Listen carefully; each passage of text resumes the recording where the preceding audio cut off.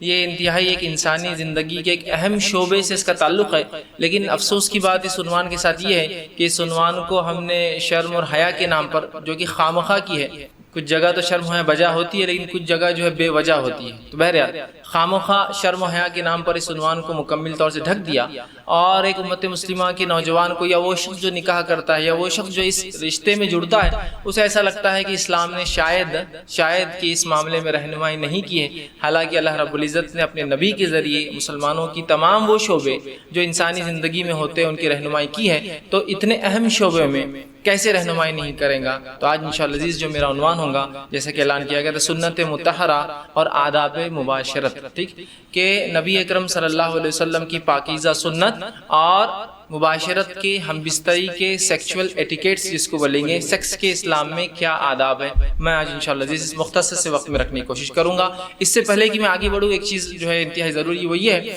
کہ غلط فہمی ہم کو اپنے ذہن سے نکالنی ہوگی، اور غلط فہمی یہ ہے کہ یہ چیزیں جو ہوتی بے حیائی ہوتی ہے، اس کی بات کرنا ایک بے حیائی ہے، انسان کو چاہیے کہ ان معاملات کو وہ خود سے سیکھ لے، اس معاملے میں جو ہے پبلک ڈسکشنز یا پبلک ٹاکس نہیں ہونا چاہیے، یہ تمام باتیں تو ہم کر رہے ہیں، لیکن اس کے برعکس ہم یہ نہیں دیکھ رہے کہ جب اس عنوان کی لا علمی ہوتی ہے، اس کے نتیجے میں جو بھیانک انجام، جو بھیانک حرکات، جو بھیانک چیزیں ہو رہی ہیں، آپ اندازہ بھی نہیں لگا سکتے۔ جیسے کہ بہت سارے لوگ ہیں، بہت سارے ڈاکٹرز کے مشاہدے جس کو بولیں گے، ان کے تجربات جو میرے سامنے آئے ہیں وہ یہ ہیں، جو خاص طور سے وی ڈی اسپیشلسٹ ہوتے ہیں، جو اسپیشلی اسکن اسپیشلسٹ ہوتے ہیں، اور اسکن کے ساتھ وہ جنرلی سیکسولوجسٹ بھی ہوتے ہیں، وہ سیکس اسپیشلسٹ بھی ہوتے ہیں، تو جب ان سے کچھ ڈسکشنز ہوئے تو ان سے جو باتیں پتہ چلی کہ اکثر اسکن ڈیزیزز کی وجہ یہ ہوتی ہے کہ لوگوں کو آداب مباشرت ہی نہیں معلوم ہوتے ہیں، مطلب ان کو یہ پتہ ہی نہیں ہوتا ہے کہ ہم بستری کے آداب ہے، اور اس میں بالخصوص وہ حرام کاریوں میں ملوث ہوتے ہیں، مطلب ایسی جگہ وہ کام کرتے ہیں جو جگہ جائز تھی اس کو حرام جگہ کرتے ہیں، جس کی وجہ سے اکثر بیماریوں کے وہ شکار ہوتے ہیں۔ جلد کی بیماریوں کی ایک بڑی وجہ صرف انسان کا غلط طریقہ اختیار کرنا ہے، اندازہ لگائیں، اور پھر اس پر وہ حرام کاریاں کر چکے ہوتے ہیں، جس پر بیچاروں کی، جس کو ہم کہیں گے معصومیت، یہ ہے کہ ان لوگوں کو علم ہی نہیں تھا کہ یہ چیز شریعتاً حرام ہے، دنیا نے ان کو بتا دی، اور وہ اس جس کو کہیں گے اس روش کے اندر بھے پڑے، تو شریعت نے اس چیز کو حرام قرار دیا تھا، تو ان کو یہ نہیں پتا کہ بیوی سے ہم بستری کریں گے تو ادب کیا ہے، کہاں عمل کیا جائے گا، کہاں منع ہے، شریعت نے کہاں حلال قرار دیا، کہاں حرام قرار دیا، ٹھیک ہے۔ تو یہ لا علمی سے اتنے نقصانات امت بھگت رہی، اور پھر اس کے بعد جہاں ہم یہ کہہ رہے کہ نہیں بڑی شرم اور حیا کی بات ہے، وہیں ہمارے بچوں کو اسکول کے اندر، کالجز میں سیکس ایجوکیشن کے نام پر پتہ نہیں کیا کیا سکھایا جا رہا ہے۔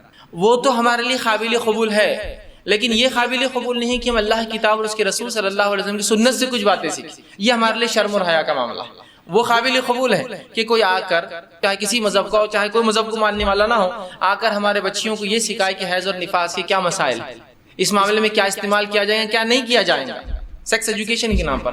یہ ہم کو قابل قبول ہے کہ کوئی آ کر ہمارے بچوں کو اسکول یا کالج کے اندر یہ سکھائے کہ کانڈوم کیسے استعمال کیا جائے، کیسے نہیں کیا جائے گا، وہ قابل قبول ہے۔ لیکن اگر کوئی شخص دین کے اعتبار سے کرے تو نہیں، کتنی بڑی بے حیائی، آپ تو بڑی بے حیائی کرتے ہیں، وہاں تو بڑی بے حیائی ہوتی ہے، وہ شخص تو بے حیا باتیں کرتا ہے، یہ بات کہنے کو شرماتا نہیں، وہ بات کہنے کو شرماتا نہیں۔ ہاں، ذاتی زندگی میں اگر ہم ایک دوسرے سے ایسی باتیں کریں تو ہو سکتا ہے شرم و حیا کا تقاضا ہو، لیکن جب ہم شریعت کے معاملے میں بات کریں، جب ہم دین کے معاملے میں بات کریں، جب ہم سیکھنے اور سکھانے کے بارے میں بات کریں، تو یہاں شرم کا تقاضا نہیں ہوتا، یاد رکھیں۔ اگر شرم کا تقاضا ہوتا تو اللہ رب العزت حیض اور نفاس کے مسائل یا حیض کے تعلق سے اور دیگر باتیں اپنی کتاب میں نازل نہ کرتا، اور نبی اکرم صلی اللہ علیہ وسلم طہارت کے مسائل اور دیگر مسائل جو عورتوں سے متعلق اور مردوں سے متعلق ہے کبھی اپنے زبان مبارکہ سے لوگوں کو نہیں سکھاتے، حتیٰ کہ لوگوں نے اتنا تک رسول اکرم صلی اللہ علیہ وسلم سے سیکھا کہ ایک انصاری عورت کا واقعہ آتا ہے، وہ چند انصاری عورت کو لے کر چلی اور کہا اللہ کے رسول صلی اللہ علیہ وسلم سے مجھے کچھ سوال کرنا ہے، تو کہا چل۔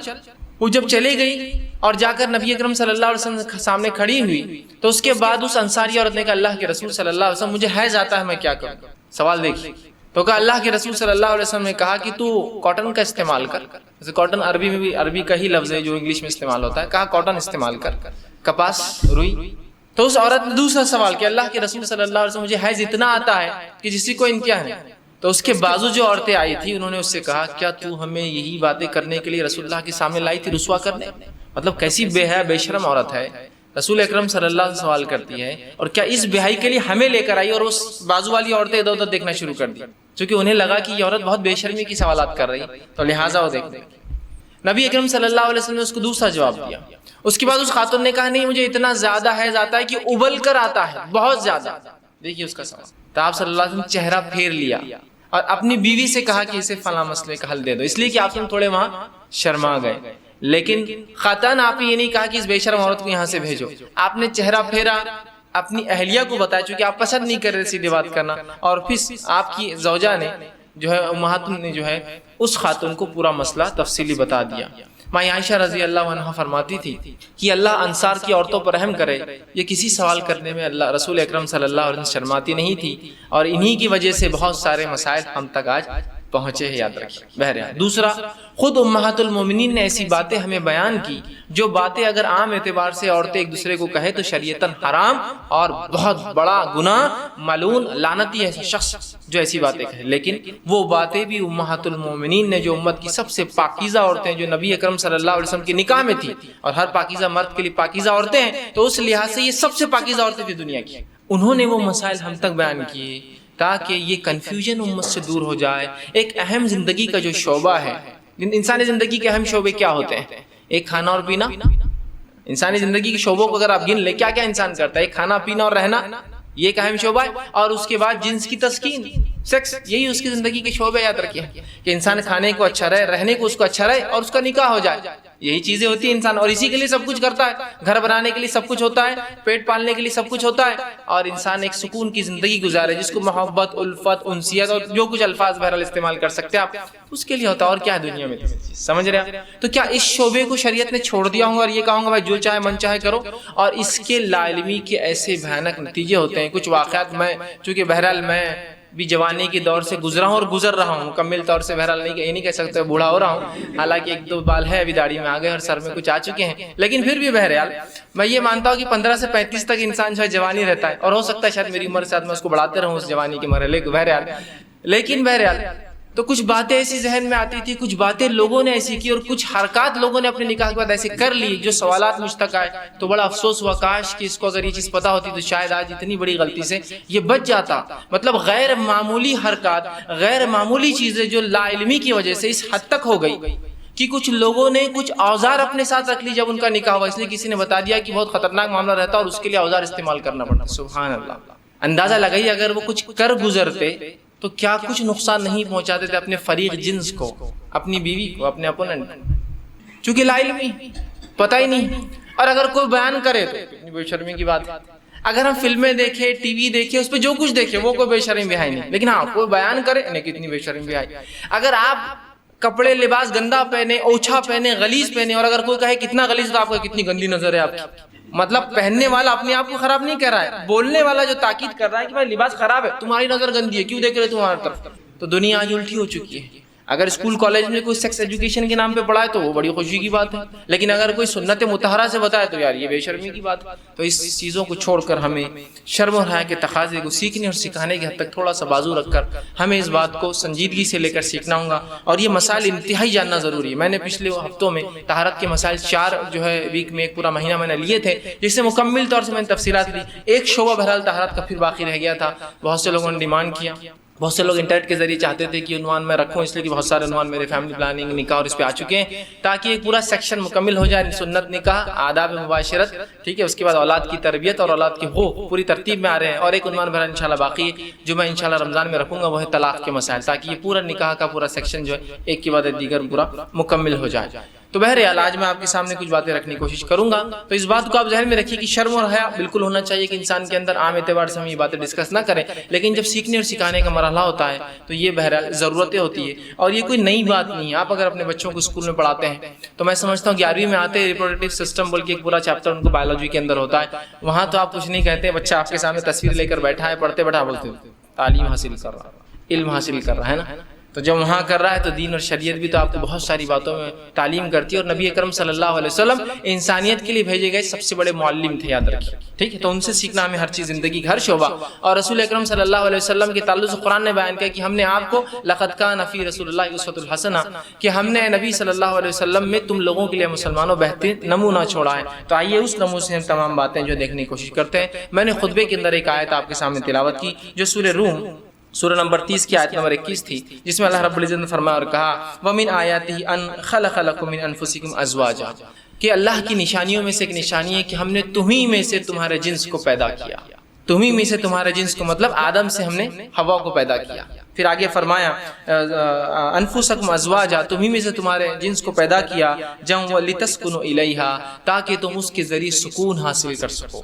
تو نکاح کا ایک مقصد، ہم بستری کا ایک مقصد، نکاح کرنے کا اور بیوی رکھنے کا ایک مقصد جو بتایا گیا وہ ہے لتسکنوا الیہا، تاکہ تم اس کے ذریعے سکون حاصل کر سکو. اور آگے فرمایا وجعل بینکم مودۃ ورحمہ، اور ہم نے آپس میں تمہارے درمیان الفت اور محبت ڈال دی ہے.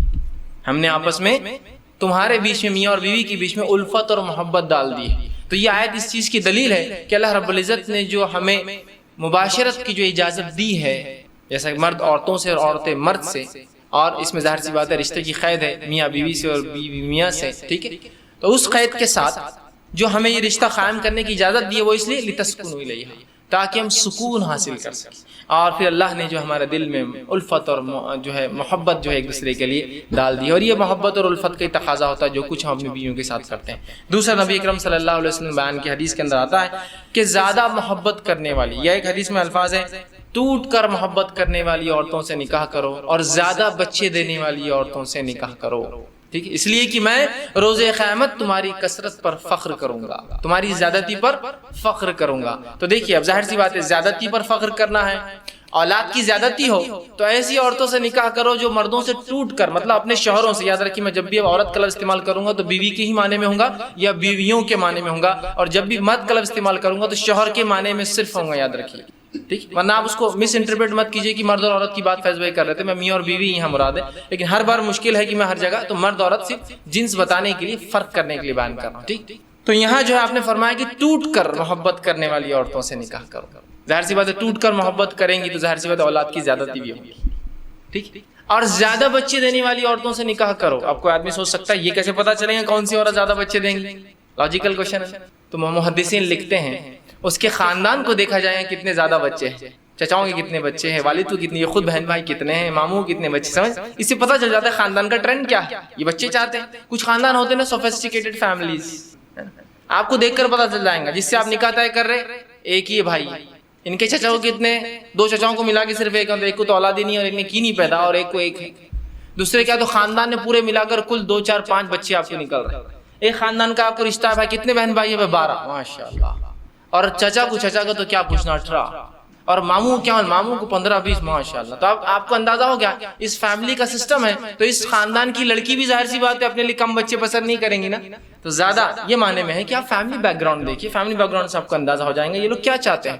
ٹھیک ہے، تو بہرحال زیادہ بچے دینے والی سے مراد یہ ہے، ظاہر سی بات ہے پیدا ہونے کے بعد ہی پتہ چلتا ہے. لیکن یہاں فیملی بیک گراؤنڈ دیکھیں گے آپ کیا چاہتے ہیں یہ لوگ، زیادہ بچے چاہتے ہیں کم بچے چاہتے ہیں. بہرحال تو یہ کہا، تو یہ حدیث کیا ہمیں بتا نہیں رہی ہے کہ جو ہے اس معاملے کے اندر کہ ہم جو ہے زیادتی اولاد کے لیے نکاح کریں خوب اور اولاد کو پیدا کریں. یہ زیادتی جو ہے روز قیامت جو ہے رسول اکرم صلی اللہ علیہ وسلم کی فخر کا باعث، اور میں سمجھتا ہوں نبی کے فخر کی باعث کوئی چیز بنے اس سے بڑی کوئی بات نہیں ہو سکتی. مجبوریاں ایک الگ چیز ہے، حالات ایک الگ چیز ہے، صحت ایک الگ بات ہے. پھر اللہ کی تعالیٰ جو ہے کسی کو صحت حالات مجبور کر دے وہ الگ بات ہے کہ عام حالت میں آپ جو ہے اس کو زیادتی کو بہرحال پسند کریں. آئیے آگے. ٹھیک، تو یہ وضاحت میں نے بہرحال آپ کے سامنے کر دی. اب آئیے کچھ باتیں اب ہم سیکھتے ہیں. تو میں نے اس عنوان کو اس طرح سے باندھا ہے کہ آداب مباشرت کے اندر شروع کہاں سے ہوتا ہے؟ تو ظاہر سی بات ہے نکاح سے ہوتا ہے. پہلی بار انسان مباشرت، ہم بستری، سیکس کب کرتا ہے؟ جب اس کی شادی ہوتی ہے. تو میں نے عنوان کو ایسا باندھا کہ شادی کا دن، ٹھیک ہے، شادی کی رات، اور اس کے بعد عام لوگوں کے لیے. ٹھیک، پہلے مخصوص پہلی بار جب انسان یہ عمل کرتا ہے اس کو میں نے لیا.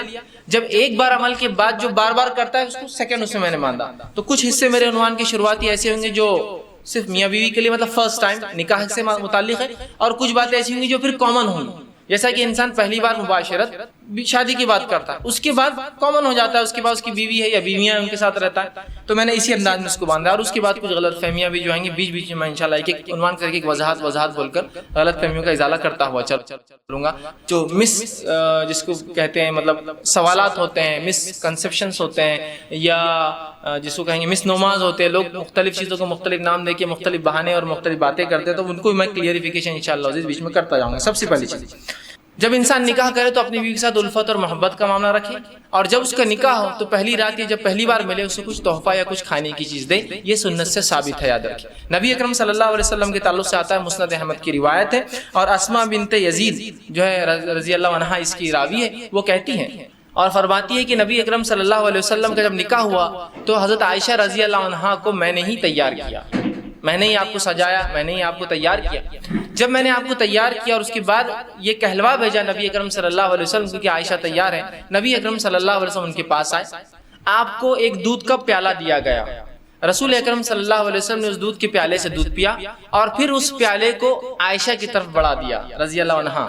عائشہ نے وہ فرماتی ہے کہ تھوڑا ان کو شرم آئی، جھجک محسوس ہوئی، تو آپ نے انکار کر دیا۔ اسماء کہتی ہے کہ میں نے غصہ کیا اور انہیں ڈانٹا اور کہا رسول اللہ دے رہے ہیں نا، پھر تم کیوں نہیں لے رہی؟ تو انہوں نے اس کو لیا اور تھوڑا سا پی لیا۔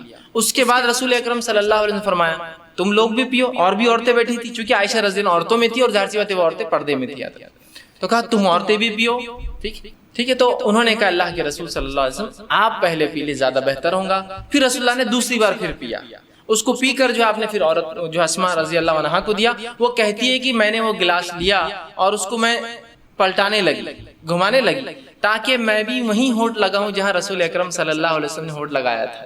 اس سے پتہ چلا کہ صحابہ کے ساتھ ساتھ صحابیات بھی کتنا محبت رسول اکرم صلی اللہ علیہ وسلم سے کرتی تھی۔ یہ محبت کا تقاضا ہے، جس سے آپ محبت کرتے ہیں اس کی ہر چیز کو آپ پسند کریں، جہاں سے آپ نے پیا وہاں سے پینا پڑتا۔ تو وہ کہتی ہے میں خاموشی سے لوگ نہ دیکھے گھما رہی تھی تاکہ وہاں سے پیوں جہاں سے رسول اکرم صلی اللہ علیہ وسلم نے پیا۔ اس کے بعد جب میں پی چکی تو رسول اللہ نے دوسری عورتوں سے کہا تم بھی پی لو، عورتوں نے شرما کر کہا کہ اللہ کے رسول نہیں تو آپ نے کہا کہ دیکھو دو چیزیں ایک ساتھ نہیں ہو سکتی، بھوک اور جھوٹ، پی لو، مطلب کیوں شرما رہی ہو، پی لو، تم کو بھوک ہے میں جانتا ہوں لیکن تم جھوٹ بول رہی ہو تکلف میں کہ نہیں ہم نے پی لیا، کہا پی لو، اور پھر عورتوں نے بھی پی لیا، سمجھ رہے ہیں؟ تو یہاں رسول اکرم صلی اللہ علیہ وسلم پہلی بار اپنی بیوی سے ملے عائشہ رضی اللہ عنہا، تو آپ نے کچھ دیا، مطلب کھانے پینے کی چیز، اور یہ بھی رحمت کا حصہ کہ انسان کچھ کھلا پلا۔ بہت سے لوگ کنجوس ہوتے، کچھ کھلاتے پلاتے نہیں کسی نہ اپنی بیوی کو، نہ بچوں کو، نہ کسی کو۔ تو بہرحال بیوی سے جب پہلی بار ملے تو کچھ کھانے پینے کا دے، کچھ بھی ہو سکتا ہے آج کے دور کے اندر، آپ مٹھائی لے جا سکتے ہیں، اینی تھنگ، مطلب کچھ بھی ہو سکتا ہے جو محبت اور الفت بڑھانے کے لیے۔ اور کھانا پینا ایک ایسی چیز ہوتی ہے جس کے کرنے سے لوگوں میں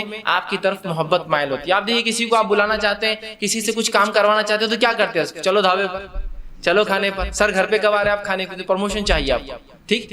تو بہرحال کھانا ایک وہ ہے۔ تو یہاں شریعت نے کہا بیوی سے بھی الفت محبت کرو۔ تو پہلی بار جب آپ بیوی سے ملے تو چونکہ ہم بستری شروع ہوتی ہے اسی عمل کے بعد، اس لیے میں اس کو بھی رکھ رہا ہوں، تو کھلائے پلائے، کچھ دے، اور یہ کچھ بھی ہو سکتا ہے، آپ کے علاقے، سماج، ماحول کے اعتبار سے چیزیں XYZ بدل سکتی ہیں، ٹھیک ہے بہرحال، تو کچھ نہ کچھ کرے۔ دوسری چیز، جب بیوی سے پہلی بار خلوت مطلب علیحدگی میں جہاں کوئی آپ کو نہ دیکھ رہا ہو، جب خلوت میں ملاقات ہو تو آپ صلی اللہ علیہ وسلم نے فرمایا کہ جب خلوت میں بیوی سے پہلی بار ملے، اور یہ عمل ایک بار کے لیے ہے صرف جو اب میں عمل بیان کر رہا ہوں، تو آپ نے فرمایا کہ جب ملے تو اس بسم اللہ کہے، اللہ کا نام لے، اور بیوی کا جو سر کا سامنے کا حصہ ہوتا ہے بالوں کا، ٹھیک، اس کو اپنے سیدھے ہاتھ سے پکڑے، ٹھیک، سیدھے ہاتھ سے پکڑے، سامنے کا سر کا جو بالوں کا حصہ ہوتا ہے ان بالوں کو سیدھے ہاتھ سے پکڑے، ٹھیک ہے، لیکن تکلیف دینی، مطلب پکڑنا، آپ ظاہر سے اگر جمے ہیں تو ہاتھ رکھیں، کھلے ہیں تو پکڑنا اچھی بات ہے، آپ نے حدیث میں آتا آپ نے پکڑا اس کو، ٹھیک، یہ آپ کھول بھی سکتے ہیں، اس میں کیا مسئلہ، بہرحال تو اس کو پکڑے، اور پکڑنے کے بعد اللہ کا نام لے اور ایک دعا کرے، جو کہ نبی اکرم صلی اللہ علیہ وسلم نے اس دعا جو ابو داؤد اور ابن ماجہ کی روایت ہے، یہ دعا کرے، اور یہ دعا صرف ایک بار کرنا ہے آپ کو جب آپ خلوت میں پہلی بار اپنی بیوی سے ملیں گے، ہم بستری سے پہلے یاد رکھیں، اور یہ دعا کرے اللہم انی اسألک من خیرہا وخیر ما جبلتہا علی، اے اللہ میں تجھ سے اس کے خیر کا سوال کرتا ہوں، اور جس خیر پر تو نے اسے پیدا کیا اس خیر کا سوال کرتا ہوں، اور پھر فرمایا علیہ واعوذ بک من شرہا وشر ما جبلتہا علی، اور میں پناہ مانگتا ہوں تجھ سے اس کے شر سے، اور میں پناہ مانگتا ہوں تجھ سے اس کے شر سے، اور اس شر سے جس پر تو نے اس کو پیدا کیا ہے، ٹھیک ہے؟ تو بہرحال یہ ایک بار دعا کرنا ہے۔ دیکھیے دعا کتنی دیکھیے اہم اور کتنی اچھی ہے کہ اللہ میں سوال کرتا ہوں تجھ سے اس کی خیر کا، اس خیر کا جس پہ تو نے اسے پیدا کیا ہے، اور اس خیر کا جسے پیدا کیا، اور تجھ سے پناہ مانگتا ہوں اس کے شر سے، اور جس شر پہ تو نے اس کو پیدا کیا ہے۔ یہ پہلی بار آپ کریں گے۔ اس کے بعد اب جب ہم بستری کا ارادہ کرتے ہیں تو اس سے پہلے آپ ایک اور دعا کریں گے، یہ دعا کامن ہے، ہر آدمی کو ہر بار ہم بستری سے پہلے یہ دعا کرنی چاہیے، یہ بہت اہم دعا ہے۔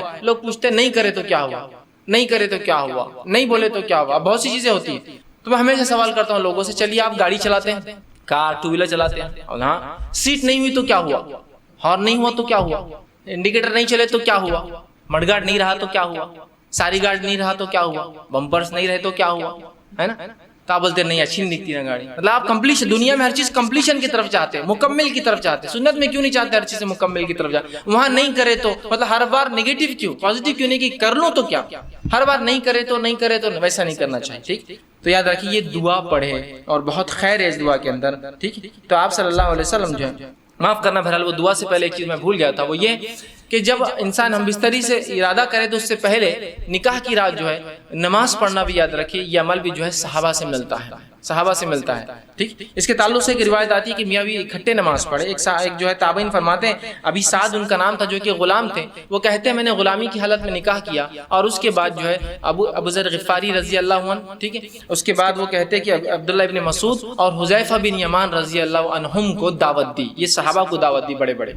یہ میرے پاس میری دعوت ولیمہ میں جو ہے دعوت میں نے دی نکاح کی، وہ میرے پاس آئے. جب میرے پاس آئے تو انہوں نے مجھ سے کہا کہ دیکھ جب تو اپنے بیوی سے قریب جانے کا ارادہ کر تو اللہ کا نام لے اور یہ دعا کر جو میں نے پہلے بتائی. اس کے بعد کہا کہ پھر تو اس کے ساتھ جو ہے 2 رکعت نماز پڑھ لے. تو آگے کھڑا ہو اور وہ پیچھے. یاد رکھیے مرد اور عورت بازو کھڑے رہ کے نماز نہیں پڑھ، چاہے میاں بیوی کیوں نہ ہو. تو آگے کھڑا رہے، وہ پیچھے کھڑی رہے اور تو 2 رکعت نماز پڑھ لے. اور پھر فرمایا اس کے بعد کیا کرنا ہے، تو بہتر جانے اور تیری بیوی بہتر جانے. ٹھیک، مطلب ان کو ایک جگہ ایجوکیٹ کیا بیٹھے بیٹھے دعوت میں کہ جو ہے تم جو ہے 2 رکعت نماز پڑھو. تو صحابہ سے یہ عمل ملتا ہے، تو کوئی شخص چاہے تو یہ عمل بالکل وہ کر سکتا ہے. ٹھیک ہے، کہ وہ جو ہے 2 رکعت نماز پڑھ سکتا ہے. جب 2 رکعت نماز پڑھ لی بہرحال، تو اس کے بعد جو ہے اب ہم بستری کا وقت آیا. اگر وہ اس کا ارادہ کرتا ہے تو سب سے پہلے دعا کرے. یہ دعا بڑی مشہور اور معروف ہے، صحیح بخاری کی روایت اور بہت ساری کتب حدیث میں آتی ہے. آپ کریں بسم اللہ کا نام سے آپ شروع کریں، اللہم جنبنا الشیطان وجنب الشیطان ما رزقتنا.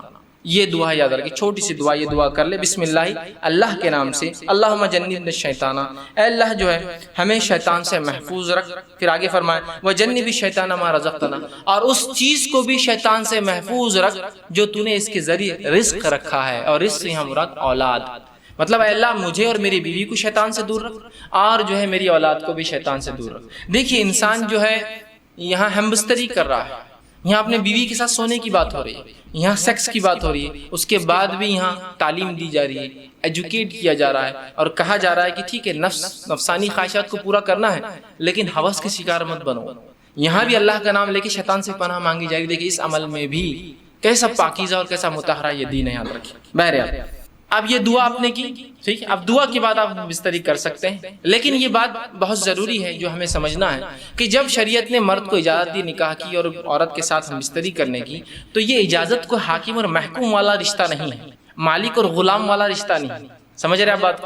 ورنہ ہوتا ہی کہ جب یہ موقع انسان کو مل جاتا ہے مرد کو پہلی بار، تو وہ بالکل ایک عورت کو اپنا شکار سمجھتا ہے. ہر آدمی ایسا نہیں ہوتا لیکن کچھ لوگ ہوتے ہیں ایسے. وہ سمجھتا ہے وہ شکار ہے اور میں آقا ہوں اور یہ غلام ہے، میں حاکم اور یہ میری محکوم ہے.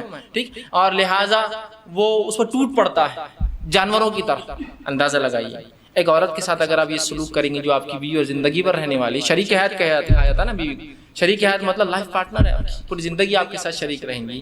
اور اگر پہلی رات آپ ساتھ یہ بدتمیزی کریں گے کہ آپ بتائیں گے کہ میں نے نکاح خالص صرف اپنے حوث کو پورا کرنا کیا. ٹھیک ہے، الفت اور محبت ایک چیز ہے، لو ایک چیز ہوتی ہے کہ لسٹ ایک چیز ہوتی ہے انگلش کے اندر. اردو میں جیسے کہتے ہیں ایک محبت ہوتی ہے اور ایک ہوس ہوتی ہے. تو ہمیں محبت کی اجازت ہے، ہوس پوری نہیں کرنا ہے. ہمیں جو لو کی اجازت ہے، ہم کو لسٹ نہیں. ٹھیک ہے، انسان ظاہر سی بات ہے وہی عمل کر رہا ہے جو لسٹ میں ہوتا ہے، لیکن اس میں محبت کے تقاضے کے ساتھ کہ یہ میرا اپوننٹ پارٹنر ہے، میری بیوی ہے، اس کے ساتھ زندگی گزارنا ہے. ٹھیک ہے، تو یہ بات بڑی ہے ہمیں سمجھنا ہمارے لیے. تو انسان جو ہے جب اپنی بیوی سے تعلقات قائم کرے تو اس کو حاکم اور محکوم اور ظالم اور مظلوم والا رشتہ نہ بنا دے، بلکہ اس کو محبت اور الفت والا معاملہ رکھے. اور ہم بستری سے پہلے جو باتیں ہم کو رسول اکرم صلی اللہ علیہ وسلم اور صحابہ کے آثار مطلب صحابہ کے عمل سے پتہ چلتی، وہ یہ ہے کہ یہ لوگ فور پلے کرتے، ہم بستری سے پہلے کچھ بیوی سے کھیلتے. اور ایک روایت میں رسول اللہ صلی اللہ علیہ وسلم کی اس بات کا کھلا اشارہ آپ نے فرمایا، جب ایک صحابیہ کہ اللہ کے رسول میں نے ایک عورت سے نکاح کیا لیکن یہ مطلقہ ہے، مطلب اس کی شادی ہو چکی ہے اور یہ جوان تھے صحابی. تو اللہ کے رسول صلی اللہ علیہ وسلم نے فرمایا کہ تو نے کنواری لڑکی سے کیوں نے نکاح کیا، تاکہ وہ تجھ سے کھیلتی اور تو اس سے کھیلتا. تو کہا اللہ کے رسول میری مجبوری تھی، میرے والدہ کا انتقال ہو گیا اور میری 3 چھوٹی چھوٹی بہنیں ہیں، اگر میں کوئی کنواری لڑکی لاتا تو وہ میری بہنوں کی دیکھ بھال برابر سے نہیں کر پاتی۔ جب میں نے ایسی عورت کو لایا نکاح میں جو مطلقہ ہے، اس کو پریویس ایکسپیرینس ہے زندگی کا، وہ زندگی سماج میں گزار چکی ہے، وہ میری بہنوں کی اچھے سے تربیت کر سکتی ہے۔ اس حدیث سے ایک بات اور پتہ چلی، نکاح میں بہت سارے مقاصد انسان رکھ سکتا ہے نکاح کے لیے۔ تو ایک مقصد یہ بھی تھا ان کا کہ محبت کے ساتھ ساتھ بچیوں کے لیے کچھ، میری بہنوں کے لیے کچھ ایسی عورت آ جائے جو میری ان کی بھابھی ہو لیکن ایک ماں جیسا ہو۔ تو ظاہر سی بات ہے ایک کنواری لڑکی یہ سب نہیں کر سکتی تھی، ٹھیک ہے، لیکن اس حدیث میں رسول اللہ نے جو فرمایا تو اس کے ساتھ کھیل اور وہ تیرے ساتھ کھیلے، تو یہ محبت جو ہے یہ ہم بستری سے پہلے انسان فور پلے کرے، کھیلے اس سے، مطلب اس کو راضی کرے اور منوائے اس عمل کے لیے، اس لیے کہ ہیومن بینگ جو انسان ہوتے ہیں وہ میکینیکل عمل نہیں کر سکتے۔ میکینیکل سمجھتے مشینیں ہوتی ہیں، مشینوں کا معاملہ ہوتا ہے کہ آپ نے جب بٹن دباؤ میکینیکلی شروع ہو جاتی ہے، لیکن انسان جو ہوتے ہیں ویسے میکینیکل نہیں ہوتے، ان کو ذہنی تیار ہونا پڑتا ہے، پھر جسمانی فزیکل ریڈی ہونا پڑتا ہے، اس کے بعد انسان کچھ اعمال کر سکتا ہے۔ جیسے آپ کو کس سے ڈیل کرنا ہے کوئی انسان سے، تو بہت ساری باتیں ہوں گی، ملاقاتیں ہوں گی، ٹھیک ہے، اس کے بعد کوئی ڈیلنگ فائنل تک پہنچیں گے، سیم ویسے ہوتا ہے۔ تو اس بات کو ذہن میں رکھیں، اور بالخصوص پہلی رات میں تو آپ خاص طور سے اس کو یہ نہ کریں کہ ٹوٹ پڑنے کا معاملہ کرے، بلکہ سنت کو لحاظ رکھتے ہوئے، شریعت کا لحاظ رکھتے ہوئے، انسانی ذہنیتوں کا لحاظ رکھتے ہوئے، سامنے والے فریق کی، آپ کی بیوی کی عمر کا لحاظ بھی رکھ سکتے ہیں۔ ہو سکتا ہے کوئی انسان 40 سال کا اور نکاح 20 سال سے کیا ہو، جائز ہے بالکل، تو اب یہاں سمجھنا پڑے گا اس کی عمر کا تقاضا کم ہے، تو ظاہر سی بات ہے، سمجھ رہے ہیں آپ بات کو، یہ تمام چیزیں آپ جو ہے ذہن میں انسان رکھیں۔ تو فور پلے جس کو ہم کہتے ہیں کہ ہم بستری سے پہلے کچھ ایسی چیزیں جس سے انسان اس عمل کی طرف راغب ہو جو عمل اس کو اب کرنا ہے، جو کہ اللہ نے اس کے اوپر جائز قرار دیا اور وہ مباح ہے اس کے لیے کرنا، حلال ہے اس کے لیے کرنا، جس سے اپنے آپ کو تسکین دے سکتا، سکون حاصل اور اطمینان حاصل کر سکتا۔ سمجھ رہے آپ بات؟ تو فور پلے کی بڑی اہمیت ہے، اس کے اندر مختلف چیزیں ہو سکتی ہیں، انشاءاللہ آگے آئیں گا تو اس میں میں کچھ نہ کچھ پوائنٹس اس کے ڈسکس کرتا جاؤں گا، ٹھیک۔ تو فور پلے ہوگا اس سے پہلے کہ انسان تیار کرے اپنے فریق کو۔ دوسری چیز یہ کہ دونوں کا اس عمل کے لیے راضی ہونا ضروری ہے، ہم اس طریقے دونوں کا اس عمل کے لیے راضی ہونا ضروری، یاد رکھیے، اس لیے کہ یہ کوئی ون سائڈ معاملہ نہیں ہے، اور مرد کے راضی ہونا یہ بالکل واضح ہوتا ہے، لیکن عورت راضی ہے نہیں راضی ہے یہ واضح نہیں ہوتا ہے۔ مرد اس عمل کے لیے راضی ہے، وہ ظاہر ہے، اس کی جسمانی کیفیت اور اس کا جسمانی کیفیت اس کی اشارہ کر دیتی ہے کہ مرد تو راضی ہے اس عمل کے لیے، لیکن ظاہر سی بات ہے عورت کے اندر ایسی کوئی چیز نہیں ہے جس سے پتہ چل سکے کہ اس عمل کے لیے وہ راضی ہے۔ بات سمجھ رہے ہیں آپ میری؟ ٹھیک، تو ظاہر سی بات ہے دونوں کی رضامندی ضروری ہے۔ تو مرد راضی ہے عورت سمجھ سکتی ہے، لیکن عورت راضی ہے مرد سمجھ نہیں سکتا ہے، اس کے ظاہر سی بات جسمانی اعتبار سے، تو اس کو اس معاملے میں تیار کرنا ہوگا، اس کو اس معاملے میں پوچھ سکتے ہیں آپ، اس کو اس معاملے میں اس کی بھی حامی لے سکتے ہیں آپ، اور حامی اس کا ہاں ہر بار زبان سے بولنا نہیں ہے، کچھ باتیں آپ سمجھ سکتے ہیں جس کہاں ہوتی ہیں، سمجھے نا، انسان کی آنکھوں کے اشارے، جسمانی ہوا جس سے انسان سمجھ سکتا ہے کہ اس کا معنی ہاں ہے۔ اس معاملے میں خواتین سے میری بالخصوص درخواست یا نصیحت جو ہوگی وہ یہ ہے کہ بہت ساری عورتیں، مرد تو راضی ہے اس عمل کے لیے، پہلے دن کی بات نہیں، اب ہم عام بات کر رہے ہیں، تو یہ بات یاد رکھیے، اور یہ ہمیشہ کے لیے عام اعتبار سے بھی اور اس دن کے لیے بھی خاص بھی، نکاح کے رات بھی اور اس کے بعد بھی، کہ عورتیں جو ہے اپنی رضامندی کا بھی اپنے شوہر سے اظہار کرے۔ اگر وہ یہ نہیں کرتی تو بہت ساری طلاق کی صرف یہ وجہ بنتی، یاد رکھیں، کہ وہ کہتا ہے کہ میری بیوی میں سے کبھی راضی نہیں، آج تک اس نے ایک بار بھی مجھ سے جو ہے محبت کی بات نہیں کہی یا محبت کے لیے خود راضی نہیں ہوئی۔ تو عورتوں کو بھی اس معاملے میں آگے حصہ لینا پڑے گا بڑھ کر، چونکہ یہ ایک ایسی چیز ہے جس میں صرف مرد شامل نہیں ہے۔ اگر عورت اپنا حصہ نہیں رکھیں گی تو مرد کے لیے، میں معاف کرنا الفاظ اگر میرے سخت لگ رہے ہو تو، لیکن سمجھیے اس بات کو، مرد کے لیے صرف آپ ایک کھلونا ہو جائیں گے، اس کے علاوہ آپ کی کوئی حیثیت نہیں باقی رہے گی۔ حضرت رسول اللہ کیا فرما رہے ہیں کہ تو اس کنواری سے نکاح کرتا تو وہ تجھ سے کھیلے اور تو اس سے کھیلے۔ دیکھیے الفاظ غور کیجیے حدیث کی، دونوں کے لیے کہا، یہ نہیں کہا کہ تو اس سے کھیلے، وہ تجھ سے کھیلے اور تو اس سے کھیلے۔ تو یہاں رسول اللہ صلی اللہ علیہ وسلم اشارہ کر رہے ہیں کہ اگر کنواری ہوتی تو وہ تجھ سے کھیلتی، مطلب وہ ایک پارٹ بنتی اس گیم کا، وہ اس کھیل کے اندر تیری حصے دار بنتی، شریک بنتی۔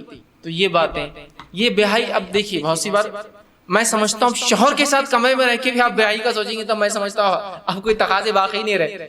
یہاں بیاہی اور ہے کچھ نہیں ہے، اب آپ کا شوہر ہے وہ، یہ آپ کو سمجھنا پڑے گا، ٹھیک ہے۔ تو یہاں عورتیں اپنی رضامندی کا اظہار کریں، جو مختلف طریقوں سے وہ کر سکتی ہے، یاد رکھیں مختلف طریقوں سے کر سکتی۔ جب یہ عورتیں اس میں لیک کر جاتی ہیں، کمزور پڑ جاتی ہیں، تو مرد کو ایسی عورتیں پسند آ جاتی ہیں جو اس طرف اشارے کرتی اور مائل کرتی ہیں۔ جو بری عورتیں ہوتی ہیں، جو فحشائیں ہوتی ہیں، وہ اپنی رضامندی کا کنٹینیوس اظہار کرتے رہتے ہیں۔ تو جب عورتیں ہیں جن کے لیے جائز اپنے شوہر سے جو کام کرنا، تو کیوں نہیں وہ اپنے اظہار کرتی، کیوں نہیں بتا رہی؟ چونکہ مرد راضی ہے، تیار ہے، اس کے جسمانی کیفیت سے پتہ چل جاتا ہے، عورت کو کیسے پتہ چلیں گے جب تک کہ آپ نہیں بتائیں گے؟ اور اس میں کوئی حیا اور بے حیائی کا تقاضا نہیں، یاد رکھیے یہ آپ کی محبت اور الفت ہے، اور اس کو کہیں گے محبت کی سب سے اونچائی یاد رکھیے جو میاں اور بیوی کے بیچ میں ہوتی ہے۔ تو آپ بھی اپنی رضامندی کا ضرور جو اپنے شوہر سے اظہار کریں، ٹھیک ہے؟ ورنہ اکثر طلاقوں کی وجہ یہ بنتی ہے کہ بیوی، شوہر کا دعویٰ ہے کہ بیوی نے آج تک فلاں نہیں کیا، اور پھر وہ الزام لگاتا ہے اس کا سیکس کمزور ہے یا اس کی قوت باہ اس میں نہیں ہے اور فلاں نہیں ہے اور فلاں نہیں ہے۔ تو وہ سب طرف کیوں جا رہے ہیں؟ شریعت نے آپ کو بتا دیا، رسول اللہ صلی اللہ علیہ وسلم کہہ رہے ہیں، اور ظاہر سی بات ہے ہر چیز کھول کر بیان کرنا ضروری نہیں، کیا اتنا کافی نہیں تو اس سے کھیلے اور وہ تو اس سے کھیلے، اتنا کافی نہیں ہے ہمارے لیے سمجھنا؟ کیا اور وضاحت چاہتے ہیں آپ پوری چیز؟ کیا پورا پکچر دکھانا چاہتے ہیں؟ کیا یہ بتائے تو ہم کو سمجھ میں آئیں گے؟ نہیں، اشارہ کافی ہوتا ہے، اور مومن کے لیے تو اشارے بہت زیادہ کافی ہوتے ہیں۔ عقل مند کو اشارہ کافی ہوتا ہے، لوگ کہتے ہیں، میں کہتا ہر مومن عقل مند ہوتا ہے اور اس کو اپنے نبی اور شریعت کے ہر اشارے کافی ہو جاتے ہیں، وہ سمجھ جاتا ہے واقعی کیا ہے۔ تو عورتوں کو بھی اشارہ ہے اس حدیث کے اندر۔ بہرحال آگے بڑھی، اب انسان جو ہے جمع کیسے کرے، یہ تو پہلے کا ہوا، اور کچھ باتیں نکاح کے لیے خاص اور کچھ عام تھی۔ اب نکاح کی رات بھی ہو سکتی ہے اس میں انوالو، اور ادر زندگی کا اور حصہ جہاں میاں بیوی ہم بستری کرنا چاہتے ہیں۔ اب جمع کیسے کرے؟ جمع سے مراد، جب میں الفاظ کہہ رہا ہوں تو شرمگاہ کا جمع ہونا اور ملنا اس سے مراد ہے، میرا یاد رکھیں، ٹھیک ہے؟ کہ انسان اب جمع کیسے کرے، اس کے تعلق سے بہت ساری غلط فہمیاں ہوتی ہیں، انشاءاللہ آج اس کے ازالے کرنے کی کوشش کروں گا۔ اب انسان اپنی بیوی سے کیسے جمع کر سکتا ہے؟ آئیے اللہ رب العزت کا جواب اپنی کتاب، اس کی کتاب میں جس نے دیا اس سے ہم شروع کرتے ہیں۔ اللہ رب العزت فرماتا اور کہتا ہے سورہ بقرہ سورہ نمبر 2 آیت نمبر 223، اور فرماتا ہے نساء حرث لکم فأتوا حرثکم ان شئتم، کہ اللہ فرماتا اور کہتا ہے تمہاری عورتیں تمہارے لیے کھیتیاں ہیں اور تم جس طرح سے چاہو اپنی کھیتیوں میں آؤ۔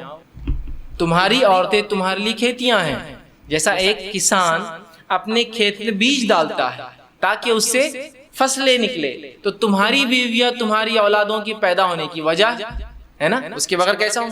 تو تم جو ہے اللہ رب العزت فرما رہا ہے کہ تم جو ہے پھر جہاں سے چاہو وہاں سے اپنے بیویوں میں داخل ہو، ٹھیک۔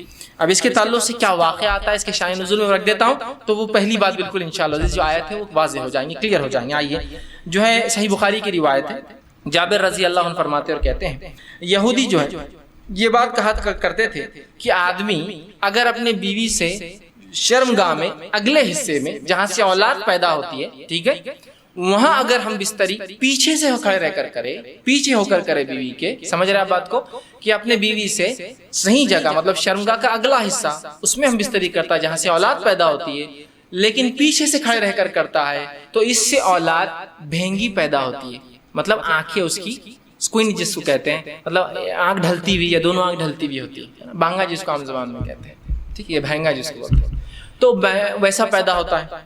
جب یہ بات صحابہ تک پہنچی تو صحابہ نے رسول اللہ سوال کیا، اللہ کے رسول، یہودی کہتے ہیں کہ ایسا اگر کرنے سے بچہ بھینگا پیدا ہوتا ہے، سکوئنٹ ہوتی ہے اس کی آنکھیں، ڈھلتی ہوئی ہوتی ہے، خراب ہوتی ہے، دونوں بیچ میں آ جاتی ہے۔ تو آپ صلی اللہ علیہ وسلم نے اس کے جواب میں اللہ رب العزت نے یہ آیت نازل کی۔ جب یہ آیت نازل ہوئی تو آپ نے فرمایا اور کہا آگے سے یا پیچھے سے مگر مقام پیدائش میں، آپ نے کیا کہا؟ آگے سے یا پیچھے سے لیکن مقام پیدائش میں، سمجھ رہا؟ مطلب جہاں سے اولاد پیدا ہوتی ہے وہیں انسان کر سکتا ہے، اس کے علاوہ کرنا حرام ہے۔ انشاءاللہ اس کی تفصیلات آگے رکھوں گا کیا حرام ہے اس معاملے میں، ٹھیک ہے؟ تو چاہے انسان آگے سے ہو پیچھے سے ہو لیکن مقام پیدائش میں۔ آئیے دوسری روایت، عبداللہ ابن عباس رضی اللہ عنہ فرماتے ہیں، یہ ابو داؤد کی روایت، آپ نے فرمایا تھوڑی طویل روایت ہے لیکن بہت ساری باتیں علم کی اس میں آ رہی ہے اس روایت کے اندر، بالخصوص اس مسئلے کے تعلق سے۔ وہ کہتے ہیں مدینہ میں انصار جو ہے یہودیوں کی اتباع کرتے تھے، چونکہ انصار تو مشرک تھے، ان کے پاس کوئی عقیدہ نہیں تھا، یہ تو لیکن اہل کتاب کو یہ بڑا اونچا سمجھتے چونکہ وہ کتاب کے حامل لوگ تھے، تو ہر چیز میں وہ یہودیوں کو فالو کرتے، حتیٰ کہ یہودی اپنے بیویوں کو چت لٹاتے، مطلب چہرہ اوپر اور عورت لیٹی ہے اور اس کے بعد ہم بستری کرتے، تاکہ اس سے کیا ہوتا ہے، سطر کے لیے بھی اچھا ہے، انسان جب مرد لیٹ جاتا ہے عورت پہ تو پوری ڈھک بھی جاتی ہے، تو طہارت کے لیے بھی اچھا ہوتا ہے اور سطر پوشی کے لیے بھی خامہ کا زیادہ سطر کھلتا نہیں ہے، اچھا ہوتا ہے۔ تو یہودی صرف اس پوزیشن کو، اس طریقے کو حلال مانتے تھے، چونکہ انصار رسول اللہ صلی اللہ علیہ وسلم کے آنے سے پہلے، اسلام سے پہلے ان کو دیکھتے تھے، ان کو فالو کرتے تھے، اس معاملے میں بھی یہودیوں کو فالو کرتے تھے کہ نہیں یہودی بول رہے تھے اہل کتاب ہے، ان کے پاس ایک دین دھرم تھا جو اللہ کی طرف سے آتا، لہٰذا ان کو فالو کرنا چاہیے، تو اس معاملے میں ان کی بھی اتباع کرتے تھے۔ عبداللہ ابن عباس رضی اللہ عنہ فرماتے ہیں لیکن ہم جو مہاجر تھے، ہم مکے والے لوگ، مکے کے جو لوگ تھے، وہ مختلف قسم سے اپنے بیویوں سے تعلقات قائم کرتے، آگے سے پیچھے سے لٹا کر، ہاتھوں پہ ان کو کھڑے کر کے، مختلف چیزوں سے، اور جنس کی ہم بستری کی لذتیں اٹھایا کرتے تھے۔ لیکن جب مہاجر مدینہ پہنچے اور انصاریوں سے نکاح شروع کیا، اور جب ایک مہاجر نے ایک انصاری عورت سے نکاح کیا، اور نکاح کرنے کے بعد جیسا ان کا طریقہ تھا کہ وہ مختلف انداز سے، مختلف طریقوں سے صحیح جگہ ہم بستری کرتے، مطلب شرمگاہ میں اگلے حصے میں کرتے، جب اس نے ڈیمانڈ کیا اس شخص نے، تو اس انصاریہ نے کہا ہم تو صرف ایک طریقہ اپناتے، اس عورت نے، وہ بھی صحابیہ تھی، وہ ہے چت لیٹنا اور تم اوپر سے رہو۔ اس نے کہا ایسا کیوں؟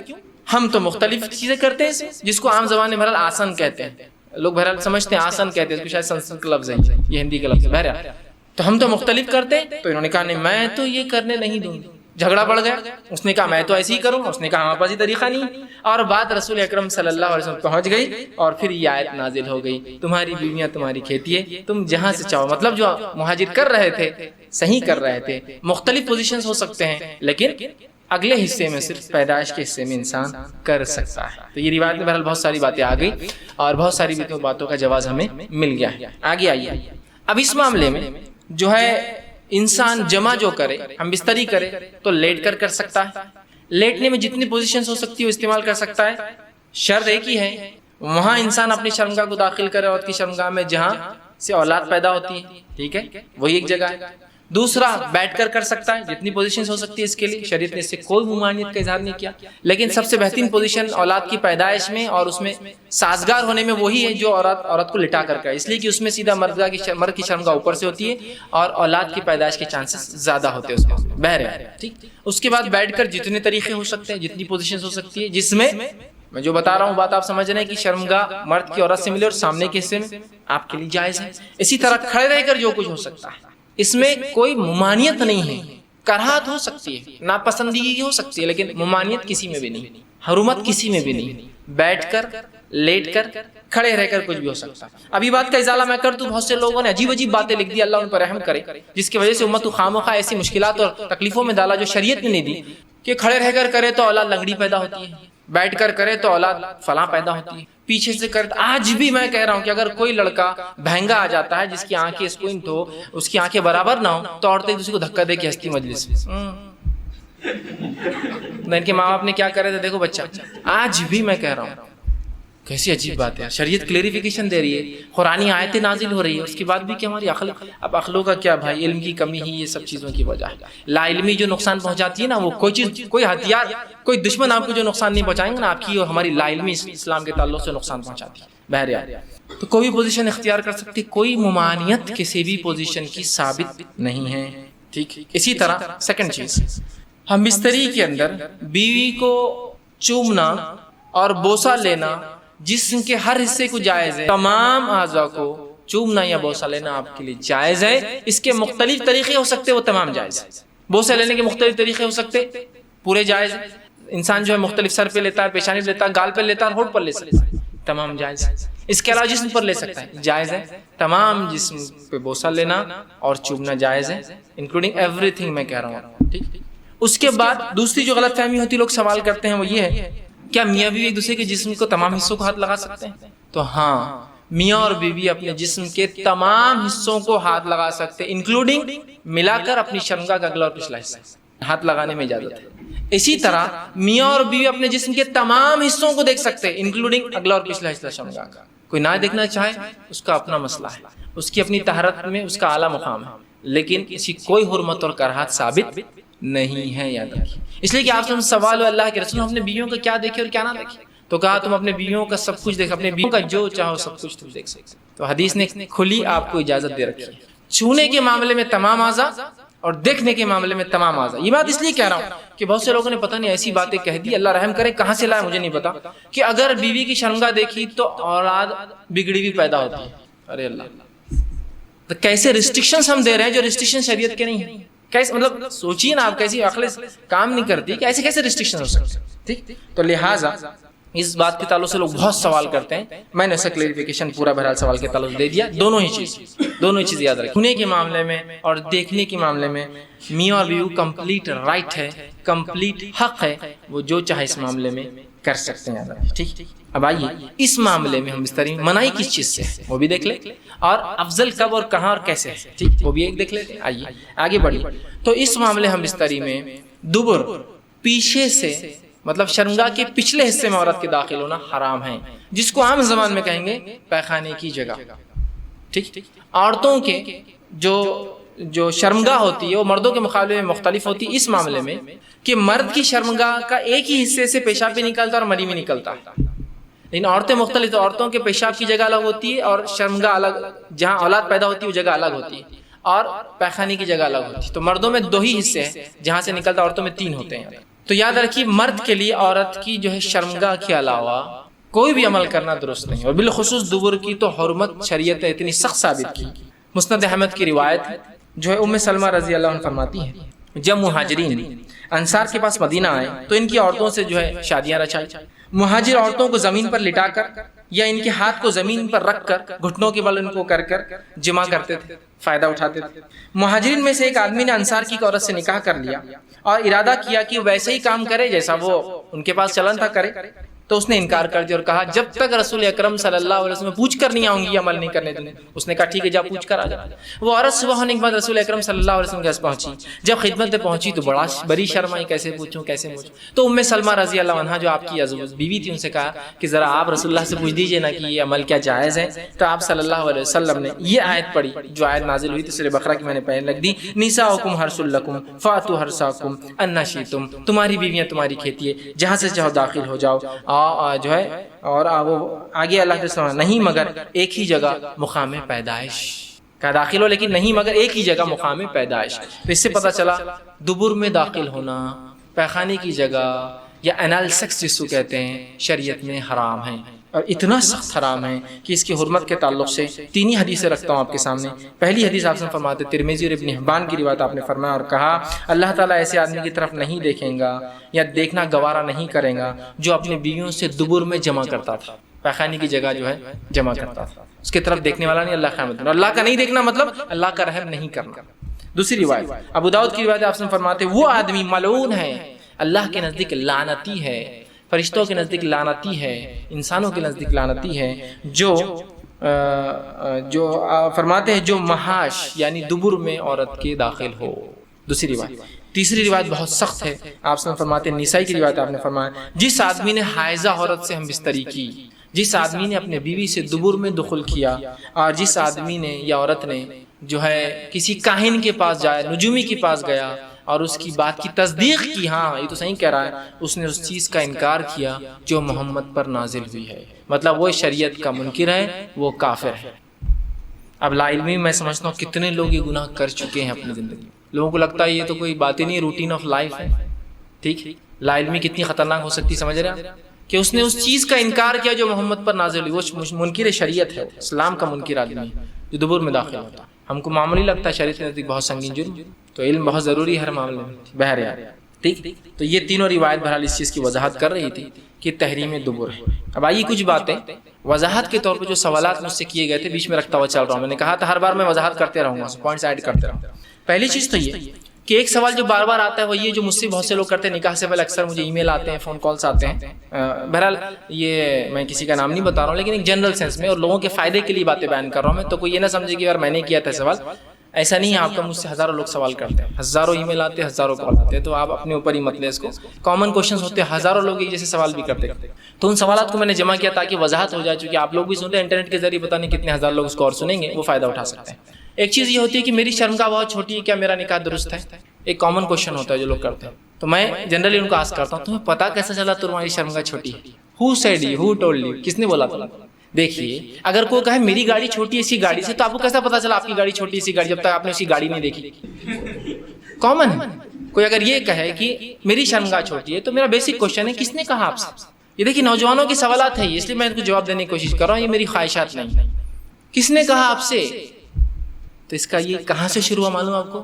آپ نے گندی گندی پکچریں دیکھی ہوں گی، آپ نے تصاویر دیکھ لی ہوں گی، یا کچھ لوگ نے دیکھی نہیں ہوں گی لیکن ان کو دکھا دیے گئے، کچھ کو دکھائے نہیں ہوں گے، اچانک نظر پڑ گئی۔ اب نظر پڑنے سے کیا ہوتا ہے، یہ چیزوں میں انسان بہت محتاط ہوتا ہے۔ سمجھ لیجئے ایک میگزین تھی کوئی بری نظر پڑ گئی اور اس نے دیکھ لیا مرد کی شرمگاہ جو کہ بہت بڑی تھی، اب وہ اپنے آپ کو کمپیئر کر رہا ہے اس، اور یہ سوچ رہا ہے شاید، تو دیکھیے اس کی کوئی حقیقت نہیں ہے. اللہ رب العزت بہتر جانتا تھا آدمی کیسا اور کیسا نہیں ہو. ٹھیک ہے، تو انسان کی مرد کی شرمگاہ کے سائز ڈزنٹ میٹر، اس سے کوئی فرق نہیں پڑتا. طبی اعتبار سے، میڈیکل اعتبار سے اگر 2.5 انچ 2.5 انچ یا اس سے زیادہ یا 2 انچ سے ابا ہو تو انسان مکمل طور سے جماع کی لذت سیکس کا بینیفٹ بھی اٹھا سکتا ہے اور اس کی اولاد کی پیدائش میں سے کوئی فرق نہیں پڑتا ہے. ٹھیک، تو ایک کامن کوشچن لوگ کرتے ہیں، یہ اس برائی کی وجہ سے یا پتہ نہیں کیا کیا دیکھ لیتے ہیں، اس وجہ سے یہ ہوتا ہے اور اپنے آپ کو کمپیئر کرتے ہیں. آپ ان لوگوں کے چکر میں مت جائیے جو پتہ نہیں اینیمیشن اور ایڈیٹنگ کے ذریعے کیا کیا کر آپ کو بتا رہے ہیں اور آپ اس چکر میں. اور آج دنیا میں سب سے بگیسٹ جو سیلنگ جو انڈسٹری ہے وہ سیکس ٹوائز ہے. کیوں؟ اس لیے کہ لوگوں کو بتا دے گا تم اس لائق ہی نہیں ہو یہ عمل کرنے کے، اس لیے کہ اس کے لیے تو اتنا چاہیے، ایسا چاہیے، ویسا چاہیے. اور قومیں تو برباد ہو ہی گئی، ان کو تو چھوڑ ہی دیجیے. آپ امت مسلمہ کا نوجوان بھی بربادی کی طرف جا رہا ہے. یہ سب نکالیے اپنے ذہنوں سے، یہ سب فطری اعمال ہے. اس کے لیے اللہ رب العزت نے آپ کو فطری طور سے ویسا بنایا. ایک بار ایک شخص نے مجھ سے سوال کیا کہ ایک آدمی کی شرمگاہ بڑی چھوٹی ہے، اس نے ایک بیوی عورت سے نکاح کیا، اس کا کیا معاملہ ہے؟ بولا تجھ سے سوال کیا اس نے؟ تو کہا نہیں. تو کو فریق ثالث بنایا؟ تو کہا نہیں. تو پھر تو بیچ میں کیوں پڑتا ہے؟ جب وہ راضی اور یہ راضی، تجھے کیا کرنا ہے اس سے؟ What you have to do, تم کو کیا کرنا ہے اس سے؟ ٹھیک، تو وہ خاموش ہو گئے. میں نے کہا ایسے سوال نہیں کرنا چاہیے کسی کی عام زندگی کی تعلق. آپ سے پوچھا اس نے؟ نہیں. مجھ سے کیوں پوچھ رہے پھر آپ اس کے تعلق؟ ٹھیک، تو بہرحال اس میں کوئی فرق نہیں پڑتا. یاد رکھیں، تو غلط فہمی اپنے ذہنوں سے مکمل طور سے نکال دیجیے. سیکنڈلی، نہیں میری تو شرمگاہ بڑی چھوٹی ہے، اب اس کے لیے جو ہے پینس انہانسمنٹ پروگرامز چلائے جا رہے ہیں. مطلب شرمگاہ کو کیسے بڑھایا جائے، مختلف پروگرام چل رہے. تو مختلف پروگرام جس میں کھینچ کر لمبا کیا جا رہا ہے. دیکھیے کیا ہوتا ہے، مرد کی شرمگاہ ایک ایسی چیز ہے، ایک ایسا اعضا ہے جس کے اندر ہڈی نہیں ہوتی، جس کے اندر بہت کم مسلس ہوتے ہیں. میجر جو ورک ہوتا ہے اس کے اندر وہ بلڈ پریشر سے ہوتا ہے. پورا خون کا دوران اس کے اندر جانے سے، جنسی خیالات کی وجہ سے، اس سے وہ جو ہے بڑا اور چھوٹا ہوتا ہے. ایک چیز جو بلڈ پریشر سے بڑی اور چھوٹی ہوتی ہے اس کو ایکسرسائز سے بڑا کر سکتے ہیں. ایکسرسائز سے بائسپس بڑے ہو سکتے ہیں، ٹرائسپس بڑے ہو سکتے ہیں، شولڈرز بڑے ہو سکتے ہیں، تھائز بڑے ہو سکتے ہیں، لیکن شرمگاہ نہیں ہو سکتی. یہ میں اس لیے بتا رہا ہوں کہ لوگ ہزاروں روپیے یا ادر لینگویج میں کہوں تو ہزاروں ڈالر ڈال رہے ہیں صرف انہانسمنٹ بڑھانے کے لیے. مختلف آپریشنز کیے جا رہے ہیں. اللہ رحم کرے. فطری چیز کو غیر فطری بنایا جا رہا ہے اور غیر فطری چیز کو فطرت بنایا جا رہا ہے. اس کو ہم کو بہت زیادہ سمجھنا ہوگا، بالخصوص وہ نوجوان جو ویسٹ میں رہتے ہیں، UK ہے، یورپ ہے، امریکہ ہے، ان کو سمجھنے کی بہت زیادہ ضرورت ہے. ٹھیک، تو اس چکر میں بالکل مت جائیے. سب چیزیں، کوئی انہانسمنٹ کی آپ کو ضرورت نہیں ہے، کوئی امپلانٹس کی آپ کو ضرورت نہیں ہے، کوئی آپ کو جو ہے آگمنٹیشنز کی ضرورت نہیں ہے. یاد رکھیے یہ سمپل ہے، نیچرل ہے، اللہ نے آپ کو بنایا ہے اس طرح. آپ دوسری گاڑیوں کو دیکھیں گے تو اپنی گاڑی آپ کو چھوٹی نظر آئیں گی. کوئی ضرورت نہیں آپ کسی کو کچھ دیکھنے کی. اللہ نے ہر کسی کو اس لائق بنایا اور وہ کر سکتا ہے، سوائے اس کے کہ جس کو بیماریاں ہوں یا جو اب نارمیلٹیز ہوں، وہ ایک الگ چیز ہے. اس کے بارے میں ہم ڈسکس کر سکتے ہیں کبھی، لیکن بہرحال یہاں ضرورت نہیں ہے اس کی. ٹھیک، بہرحال سیکنڈ چیز وہ یہ ہے جو سوال مجھ سے اکثر لوگ کرتے ہیں، صحبت کا وقت. کچھ لوگ سوال کرتے ہیں صحبت کا کتنا وقت ہو سکتا. میں نے کہا اپنی گھڑی آپ لگا لو. ہاؤ کین آئی مطلب میں کیسے؟ اس میں جنس، نسل، غذائیات، فزیکل سٹرکچر، سب چیز کا فرق ہوتا ہے نا. نسلی اعتبار سے کچھ لوگ ایسے ہوتے ہیں، کچھ لوگ کھانے پینے کے اعتبار سے ویسے ہوتے ہیں، کچھ لوگ ان کا ماحول، ان کا سماج ان کو ویسا بنا دیتا. سمجھ رہے ہو؟ تو ہاؤ کین آئی، میں کیسے ایکسپلین کر سکتا ہوں یہ چیز؟ اور یہ پوچھنا بھی نہیں چاہیے. لیکن ہوتا کیا پھر اس کے پیچھے ریزن، وہ فلاں پکچر میں ایک آدمی جو شروع ہوا تو آدھا گھنٹے تک شروع تھا. سبحان اللہ، آپ نے وہ دیکھ لی، اب آپ اپنے آپ کو اس سے کمپیئر کر تو آپ تو وہاں کہیں بھی فٹ نہیں ہو. تو یاد رکھیے یہ سب فالتو چیزیں ہیں. یاد رکھیے یہ سب ایب نارمیلٹیز ہے جو آپ کو بتائے جا رہے ہیں فلموں کے ایڈیٹنگ کے اعتبار سے. آپ کو کیا پتا ہو کتنی بار اس کو کیا ہوا تھا بیچ میں جو آپ خالی فلم دیکھ رہے ہیں. تو یہ سب چیزیں، یہ برائی دیکھیے، اس برائی نے کیا کیا امت کو آج نقصان نہیں پہنچا دیا. ایسے سوال لوگ کر رہے ہیں. اور آدمی اپنے آپ سے خود مطمئن نہیں ہے اپنی بیوی کے ساتھ رہ کر. وہ چھوڑی اس کی بیوی کیا بول رہی ہے، اس کو خود ہی مطمئن نہیں ہے، میرے کو ہی لگ رہا ہے ایسا، میرے کو ہی لگ رہا ہے ایسا، میرے کو. اور اس کی سوشل لائف، اس کی اسپیشلی میرج لائف برباد ہوتے جا رہی ہے، ہر دن ڈیگریڈ، برباد ہو رہی ہے. اس کا کوئی فکس وقت نہیں ہے. یہ انسان، اس کا سماج، اس کی نسل سے فرق پڑتا ہے. یاد رکھیے، اور اس کے حالات اور اس کی غذائیات ڈیپینڈ. ٹھیک، سیکنڈ یہ کلیریفیکیشن میں دے رہا ہوں. تو یہ پورنوگرافک پکچرز کو چھوڑیے، ورنہ یہ آپ کو پتہ نہیں کیا کیا ایگزامپل دے کے برباد کر دیں گے. تھرڈ چیز یہ ہوتی ہے، مردوں میں تو بہرحال یہ جذبہ پھر بھی سمجھ میں آتا ہے، غلط ہے لیکن سمجھ میں آتا ہے کہ مرد چاہتا ہے کہ اپنی قوامیت، اپنی بڑائی وہ کرنے کے لیے وہ کریں. عورتیں بھی اس سے بھے پڑی ہے آج، اس لیے میں خاص طور سے پوائنٹ میں رکھ رہا ہوں. عورتیں بھی بھے پڑی ہے اور ان کو بھی اپنی شرمگاہ کے تعلق سے بہت احساس کمتری ہے، اور مختلف قسم کے آپریشنز کروائے جاتے ہیں. اگر آپ کو نہ پتہ تو الگ بات ہے، لیکن دس از کامن، اتنا کامن ہے کہ آپ کو اندازہ نہیں ہوگا بہرحال، چونکہ میں فیلڈ میں ہوں، میں جانتا ہوں، میں لوگوں سے بات کرتا ہوں، بہت سے ڈاکٹرز میرے پہچان کے، اور چھوٹے شہر بہت بڑے بڑے کام کرتے بڑے بڑے شہروں کی بات آپ کو یاد رکھنی چاہیے. بہرحال آپریشنس ہوتے ہیں تو کبھی بھی چھوٹے سٹیز میں جاتے، کوئی امریکہ جا کے نہیں کرائیں گا، تائیوان ضرور جائیں گے یہ کام کے لیے، اس لیے کہ وہاں کیمرے نہیں لگے ہوئے کہ یہاں یہ سیلیبریٹی آ کے یہ کام کی، لیکن امریکہ جائیں گے تو پھنس سکتا ہے. سمجھ رہے ہیں بات کو؟ تو چھوٹے سٹیز میں جاتے ہیں اور ایسے ماہر ڈاکٹرز ہر سٹی میں آج موجود ہے. چھوٹے چھوٹے سٹیز کو اپنا وہ مقام بنا دے تاکہ کم لوگوں کو پتہ چلے یہ لوگ آگے فلاں کرتے ہیں. جو ہیرو ہیروئنس کو آپ دیکھ رہے ہیں ٹی ویوں کے اوپر جو مختلف کام کر رہے فحاشی، یہ ان کے نیچرل بیوٹی نہیں ہے میرے بھائی، اس کو سمجھیے آپ. تو ان لوگوں کو دیکھ کر عورتیں بھی ہماری مائل ہو رہی اور مختلف قسم کے آپریشنز کی طرف جا رہی ہیں، جس کے اندر بالخصوص شرمگاہ کے تعلق سے، اگلے حصے کے تعلق سے عورت جو ہے اس میں احساس کمتری میں کی، یہ بھی پکچروں کا اور ٹی وی کا نتیجہ ہے کہ مجھے فلاں، اللہ رحم کرے، اللہ معاف کرے، ویسا چاہیے چونکہ وہ عورت ویسی ہے. اور مختلف چیزوں کو بتایا جا رہا ہے کہ ایسا ہو تو you are perfect, else you are imperfect, تم ایسا ہے تو پرفیکٹ ہے ورنہ تم پرفیکٹ نہیں ہے. ارے یہ تو ان لوگوں کے لیے جو دن اور رات مختلف کھانوں کو چکتے ہیں. شریعت میں صرف ایک مرد ایک عورت کے ساتھ ہے. یہ وہ دنیا نہیں ہے جہاں ہر آدمی ایک اگر آپ کو چکر جائیں گے جو بتائیں گے کیا چوائس اور کیا اس کے لائکس اور ڈس لائکس. آپ سمجھیے اس چیز کو. ایک مسلم مرد صرف ایک عورت کو شادی کریں گا ملیں گا، ایک سے دو تین چار سے ملیں گا، اس کے علاوہ اس کو نالج ہی نہیں کتنی ففتھ اور سکس اور سیونتھ کیا ہوتا ہے. سمجھ رہے ہیں؟ اور ایک عورت کو صرف ایک ہی مرد معلوم ہے، اس کے علاوہ اس کو معلوم ہی نہیں، تو اس کو کیسے پتا چلیں گا بڑا اور چھوٹا کیا ہوتا ہے اور ایسا اور ویسا کیا ہوتا ہے. سمجھیے اس چیز کو. تو اس کے لیے پروگرامز کیے جاتے ہیں اور مختلف قسم کی سرجریز کی جاتی ہے. اس معاملے میں جو عورتوں کو نصیحت کروں گا یہ ہے، صرف ایک قسم کی سرجری آپ کے لیے جائز ہے جو کہ نبی اکرم صلی اللہ علیہ وسلم نے آپ کو اجازت دی. آپ میکسیمم اگر چاہتی ہے تو صرف ختنہ کروا سکتے ہیں. اب بہت سے لوگ ہاں یہ کیا ہے ختنہ، ٹھیک. تو بہرحال عورت کی شرمگاہ کے اگلے حصے کا کچھ حصہ ایسا ہوتا ہے جو مرد کے جیسا فور سکن ہوتی ہے. مرد کی شرمگاہ کے آگے ایک جلد ہوتی ہے، جو پیدا ہوتا ہے تو جلد سامنے لٹکی ہوئی ہوتی ہے جس کو ختنہ کے ذریعے کاٹا جاتا ہے. اسی طرح عورتوں کی شرمگاہ کے اندر دو حصے ہوتے ہیں، دو حصوں کے اندر پھر دو حصے ہوتے ہیں اور ایک جلد ہوتی ہے جو دل بہت باہر تک آ سکتی ہے جیسا مردوں کی آتی ہے. رسول اللہ صلی اللہ علیہ وسلم جب سوال اللہ کے رسول کیا اس جلد کو ہم کاٹے اس فور سکن کو، تو آپ نے کہا ہاں مگر زیادہ نہیں ورنہ تم لذت کھو بیٹھو گے. اس کو کٹ کیا جا سکتا ہے لیکن with in a certain limit, اتنا نہیں کہ اس سے لذت کھو دے آپ. لذت سمجھ آپ، اس لیے کہ وہ حصہ لذت میں کام آتا ہے، وہ حصہ سیکشول لائف کو انہانس کرتا ہے، وہ حصہ لذت دیتا ہے مرد کو بھی اور عورت کو بھی. تو کہا کر سکتی ہو لیکن اپ ٹو سرٹن لیول، بہت زیادہ نہیں، اس لیے کہ وہ لذت تمہاری مار کھا سکتی. تو عورت کے لیے ختنہ کرانے میں جو شریعت میں جاتے ہیں اتنا صرف کر سکتی ہے. لیکن جب میں ختنہ کی بات کر رہا ہوں تو ہرگز میں FGMs کو سپورٹ نہیں کر رہا ہوں، فیمیل جینیٹل میوٹیلیشن کو میں سپورٹ نہیں کرتا ہوں، کیونکہ وہ ایک الگ عمل ہے. رسول اللہ جو اجازت دے رہے ہیں وہ ایک الگ عمل ہے، یاد رکھیے. ان دونوں کو خطا مت ملائیے. اس لیے کہ ہوتا ہے اسلام پر ایک الزام میں عورتوں کے حقوق مارنے میں ایک الزام یہ ہے کہ اسلام allowed female genital mutilation FGM. اسلام کبھی بھی FGM کی اجازت نہیں دیتا. فیمیل جینیٹل میوٹیلیشن کیا ہوتا ہے آپ کو بتا دیتا ہوں. اس میں ہوتا یہ کہ عورت کی شرمگاہ کے جو دو حصے ہوتے ہیں دونوں کو کاٹ دیا جاتا ہے، کاٹ کر ان کو چپکایا جاتا ہے پکڑ کر. جیسی نشتر مارتے ہیں، سب بچوں کو کرتے ہیں نا ختنہ، نشتر مارتے ہیں اندر کا حصہ نہیں باہر کا، اور اس کو چپکا دیا جاتا ہے اور اس کو سی دیا جاتا ہے. سینے کے بعد صرف ایک سوراخ نیچے چھوڑا جاتا ہے جس سے پیشاب اور حیض کا خون نکلے.